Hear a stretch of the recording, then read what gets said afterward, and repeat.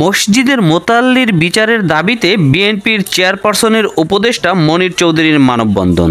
বিস্তারিত দেখুন কুমিল্লা প্রতিনিধির করা প্রতিবেদনে। কুমিল্লার চোয়ারা বাজারের ওয়াকফ সম্পত্তির অর্থ আত্মসাৎকারী মোয়াত্তাল্লী সৈয়দ একেএম মুজিবুল হকের বিচারের দাবিতে মানববন্ধন করেন বিএনপির চেয়ারপারসনের উপদেষ্টা ও সাবেক এমপি মনিরুল হক চৌধুরী।